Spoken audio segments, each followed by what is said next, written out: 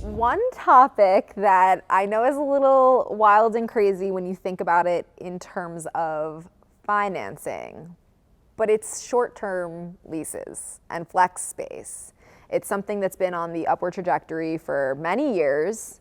And despite some maybe thinking that it would be a fad, I really believe that especially large corporate companies are taking shorter leases, and they want more of this kind of distributed workforce model where you have some HQ space, some flex space. Now you have work from home and introduce that kind of remote working situation. But there are some real challenges from a financing perspective. You're already shaking your head. No question. Talk to me about it, Stu. Understand how banks look at properties and commercial space. They think of cash flow, and they think of looking at leases, and they have an idea how long that term is going to last, right. And actually the ability of somebody to be able to have the ability to pay the mortgage, pay the taxes, pay the utilities, and that is done because there's a lease there in place that's going to support this property.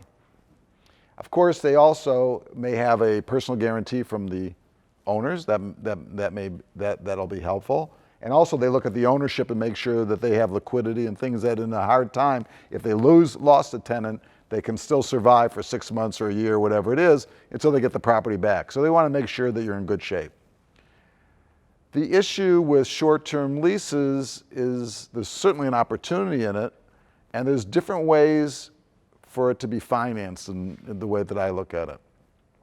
A person can have a multifamily large building and put on the ground a flex space. Sure. That makes a lot of sense these days. Right.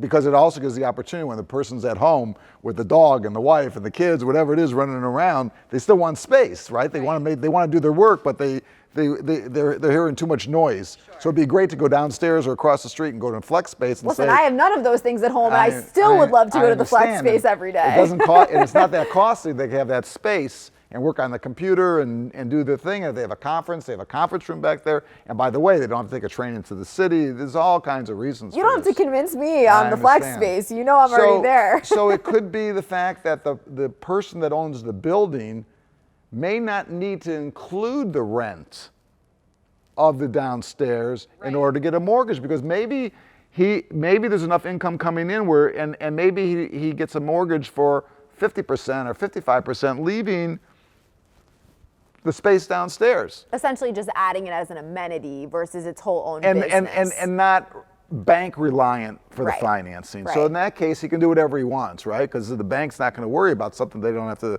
worry about the rent on. Another way that he or she could do this is they could have what they call a master lease. Mm-hmm.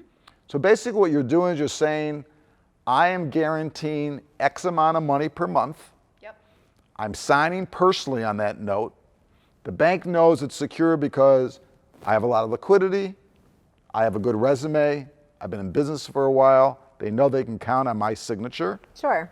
And I'm guaranteeing that payment in the event there's a problem. Right, they're assuming all of the risk. Assuming all the risk. So in that case, you can do that as well. Another case could be, listen, there's a lot of very big guys in the city, right? I mean, there's a lot of big owners in the city. Mm-hmm. They could have a building that's 75,000 square feet that's totally operated with tenants, and all of a sudden they have 20,000 square feet that they want to give to short-term leases. They also have the same ability. They may not need a mortgage that's so big, they have to count on the leases in that space. Right. That's going to be 3 months or 6 months. No, and that goes back to maybe adding as an amenity, that co-working or flex space in the stack of their building. Right. So as long as the bank doesn't have to count on that cash flow, they can get around it. I think that's the way, because you're not going to convince a bank that people may leave in 3 months, and if they don't get that money, you can't pay the rent. But there's definitely ways to do it. This is it's called creative solution. I love it. I love it. No, but because this is really industry shaking stuff. I mean, it's a whole kind of cultural shift as people. We want to be asset light. We want to be flexible with not just where we work, but where we live and how we live and the things that we need. So space has to accommodate that style of life.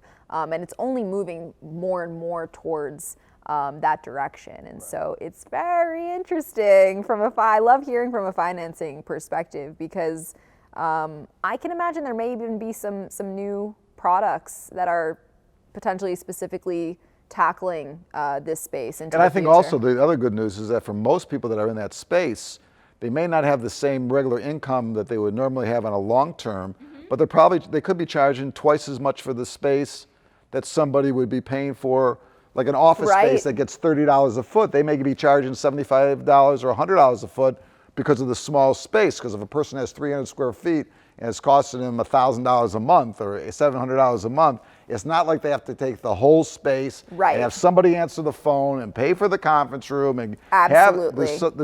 I've seen this a lot. No, I've seen that play out a lot, where you might have $100 a square foot on a beautiful Class A office, but then for the fully amenitized, coffee service, water, furniture already there, it's already built out. There's no, tenant improvement, anything. You're paying $300 a square foot. And people are willing, because you're not even thinking about it. You're thinking about it. You're The thinking, Wi-Fi's how much already space hooked do I have up. and how much does it cost me to be here? And it's convenient for my life, and I don't have to worry that I took this massive financial commitment for 3 to 10 years. Exactly. Right? So it makes a lot of sense. We're going to have to keep our eye on this space, I think, a little bit. We have to keep talking. Yeah, we have to keep talking, exactly. Let's talk this time next year, see where we're at. Okay. All right, cool. I appreciate you talking to me a little bit about this, because it's a space that I'm really passionate about. And I know that. I always know that it's a little bit interesting and hairy, if you will, from a financing standpoint. Yeah, but we can get there. We got there. Okay. Creatively. Yes. Okay.